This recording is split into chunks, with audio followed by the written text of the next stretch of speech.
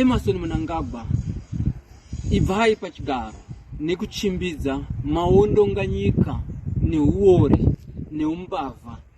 Isu vana veZANU-PF, vana vemao veterans neruzhinji rweZimbabwe, zvisinei kuti ndewebato ripi ndewebato ripi, tichinonga shoshe nemuromo. Asi muZimbabwe medu tine zvicherwa.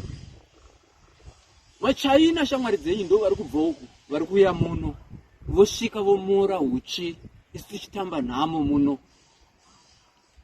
Tinoda kuti zvamuri kutaura zvekuti 2030 muchange muripo kumisa sarudzo dza2028, ndiri kukuudzai kuti muri kunyepa, muri kuzvinyepera nemapersuaders enyu, muri kuzvinyepera.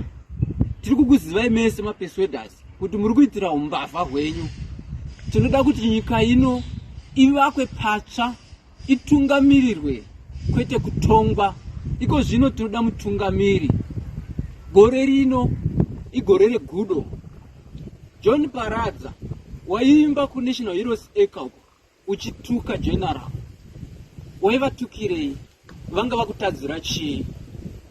Tinoda kuti nyika ichivakwa patsva. Iko zvino izviori hwanyanyisa, migwagwa haina kunaka, kuzvipatara hakuna kana mishonga, vanhu vari kuita kukapwa, kusungwa nemadhende nemakadhibhokisi muchipatara.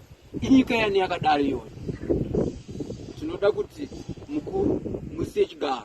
Hatichamiriri zva2028, taakuda kuti mubve nyika itungamirirwe kwete kutonga.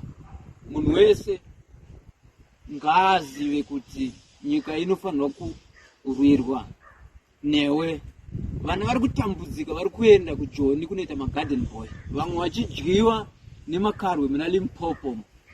Nekuda kwako Emmerson Mnangagwa, hatichakudiwi.